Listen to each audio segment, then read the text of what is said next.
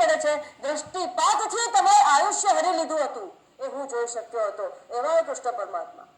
કૃષ્ણ પરમાત્માની દ્રષ્ટિ ફરી અને કૌરવોનું આયુષ્ય લૂંટાઈ ગયું હતું. પછી અર્જુનજીને મારવા માટે કોઈ તકલીફ જ નહોતી, માટે કોઈ નિમિત્ત માત્ર ભવ સભ્ય સાચી. તું ડર નહીં, આ લોકોને મેં પહેલેથી મારી જ નાખ્યા છે. એવા હે કૃષ્ણ પરમાત્મા.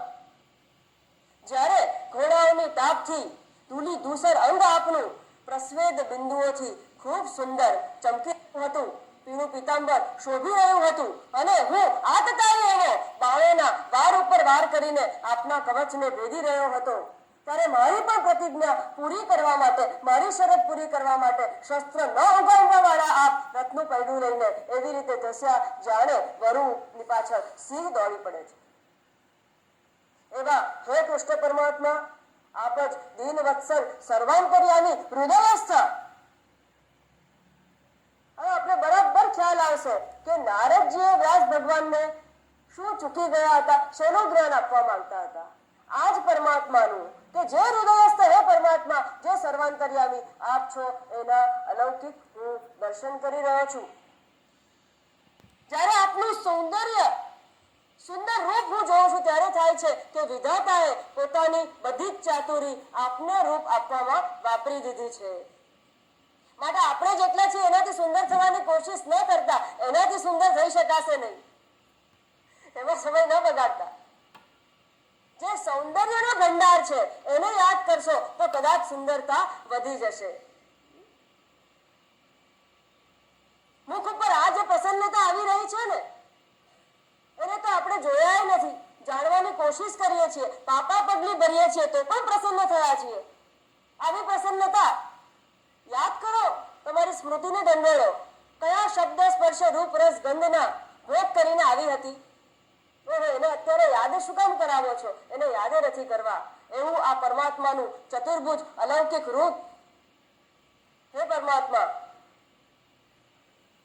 પાંડવોને ડગલે ને પગલે બચાવનાર આપને, હું આપની અનંત શક્તિને જોઈ રહ્યો હતો, છતાં પણ મૂક રહેવા વાળો, ન બોલવા વાળો એવો હું, અને એવા આંતરિક રીતે આપના જ ભક્ત તરીકે આપે મને હર હંમેશ સ્વીકાર્યો, એવા પરમાત્માને હું નમસ્કાર કરું છું. મારું કર્મ તમે અવગણ્યું. એવો પરમાત્માને બરાબર, પરમાત્મામાં એક તાંતા ભક્તિ હશે તો કરેલું ખોટું કર્મ પણ એકવાર માફ થઈ શકશે. પણ પરમાત્માને સદંતર અવગણીને કોઈ પણ કર્મ કરવામાં આવશે તો એ ક્યારે પણ માફ થઈ શકે એમ નથી. એ ફળ આપીને જ રહેશે. આટલો જ ફરક છે એનું નામ લેવામાં અને ન લેવામાં. અને આજે નામદેવ, તુકારામ, મીરાબાઈ, આ જનાબાઈની વાત કેમ કરવામાં આવે છે? અતિશય પીડાઓમાંથી, આપત્તિમાંથી પસાર થયા છે, તે છતાં પણ ક્યાં પરમાત્મા પોતાની લીલા કરીને એમનું દુઃખ હરી લે છે એ ખબર જ નથી પડતી.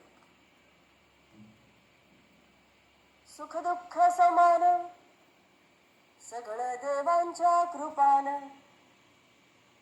નામાચા ઉદ્બોધ મણ દેવાચા કિલ્લોલ મણ દેવાચા કિલ્લોલ ધન્યતિ શ્રોતી એક હરિ રંગે નાતી. એ ધન્ય છે જે માત્ર હરિ જ રંગથી રંગાયેલો હોય છે. રામકૃષ્ણ વાસુદેવ સદા રમે વાસી, એ જ અંતરમાં રમ્યા કરતા હોય છે. હે પરમાત્મા, મારા અંતકાળે આ રૂપ જોતો જોતો હવે હું સુખથી, શાંતિથી આ શરીરનો ત્યાગ કરીને આપની અંદર જ હું લીન થઈ રહ્યો છું. વિશ્વ પિતામહે આવી રીતે સ્તુતિ કરીને પોતે પ્રાણ ત્યાગ કરે છે. વાતાવરણ એકદમ જ શાંત બની જાય છે. પક્ષીઓ કલરવ કરવાનું પણ જાણે સ્તબ્ધ થઈને મૂકી દે છે. પાંડવો અત્યંત દુઃખી થઈ જાય છે. કૃષ્ણ પરમાત્મા હજી થોડો વખત રહે છે સુભદ્રાજીના આનંદ માટે, પણ પછી તે દ્વારકા ગમન કરે.